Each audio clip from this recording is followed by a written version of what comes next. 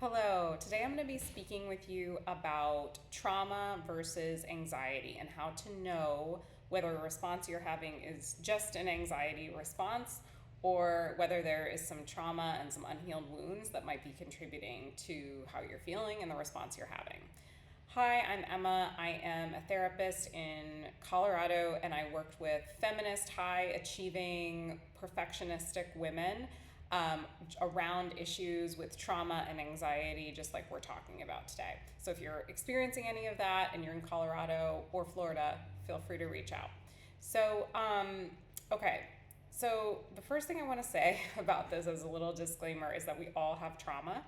I know that this is a little bit cliche now with, now social media, has kind of made trauma like the universal diagnosis, but it is really true that we all, if we're a human being, we have probably experienced some kind of trauma and wounding. So the idea of it, like, quote unquote, just being anxiety is a little bit kind of like a red herring in this situation, but I do want to today be giving you some insight into being able to tell whether old trauma might be sort of influencing how your nervous system is responding in situations, how you might be responding in situations. So, first of all, if you have ever kind of had this situation of being like, oh my God, I'm an overthinker and why am I like this? And I'm always overwhelmed and I'm too sensitive and all of those things. I just want to tell you, first of all, you're not alone. Nothing is wrong with you. In fact, some of those things that you may experience, even anxiety itself, may have been very protective for you. They could be a superpower for you. So first of all, what's anxiety? Okay, anxiety, it's your body's natural alarm system. It is the way our nervous system kind of revs up when it senses that there is a danger. So this has been really advantageous for us, obviously, and has led to our ability to survive. Like if we were, living in the jungle and we didn't get anxious at the sight of a predator, we wouldn't be where we are as a species. So our body often sees threats or senses threats now in our society where there actually aren't really threats. And actually we are very safe for the most part, but we see threats in a lot of places. So like, maybe a tough conversation we are going to have with a friend or a partner or a deadline at work might feel like a big threat and might send our body into the same fight or flight kind of response.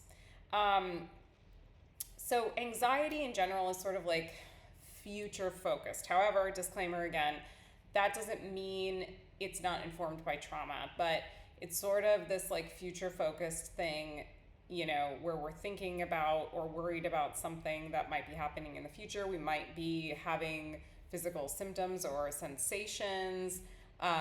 We might like a fast heartbeat or sweating. We might be experiencing like some dread, or we might be avoiding or like over preparing and things like that. So, okay, trauma. Now, trauma it's not about just what happened to you in the past. It's really about how those things affected you that did happen to you. So, for example, there are people who go to war who are not, which can be a huge trauma, but they're not traumatized by it because they maybe come back home, for example, and they have a very loving reception and they can process everything that happened and they can kind of move on from that negative experience. And there are people who maybe experienced, being made fun of in high school or always feeling kind of alone and like an outsider, who have carried this immense guilt and shame and this feeling of being different and not good enough with them and have not really been able to process through that and heal that wound, who are traumatized by that experience. So I want to just kind of also say that this idea of like the trauma of war is a real trauma, and the trauma of being bullied or ignored in high school is not a real trauma. That's not true. It's all about how we respond, how it affects us, how the people around us respond. And so you can be traumatized by these things that were once called sort of like little t traumas. There can be true trauma there, and your body can go into the same reactivity that it would as if, again, you had been attacked by a lion in a jungle or something like that. So if you have unhealed trauma, you might find yourself kind of like bracing against things in the future. With trauma, there is this sense of like something bad has happened and it's going to happen again. And we have to, our nervous system is like bracing and trying to protect us from a negative thing happening again to us. So this might look like, a partner gets quiet and it feels like we're being abandoned, or, we're being critiqued for something at work and it feels like we're being like attacked or fired or something. So we have these very strong reactions that are really the result of unhealed wounds from the past. So our system is really reacting to those things. So some things to think about to see if there's some unhealed trauma here in your responses might be thinking about like if you're hyper vigilant. So if you are kind of like always on edge, maybe thinking about what could go wrong, like the other shoe maybe dropping, kind of like scanning for danger, maybe constantly seeing if your partner, like how their behavior is and if they seem interested in you or something like that. That could be a sign of some unhealed trauma. Struggling to trust as well. So like really not feeling sure that, other people are very safe, that you can really rely on others, that you can really rely on things like, your job or a lot of things in your life, like this inability to trust because in the past things have fallen through. Being really hard on yourself is another sign that there could be some unhealed trauma here.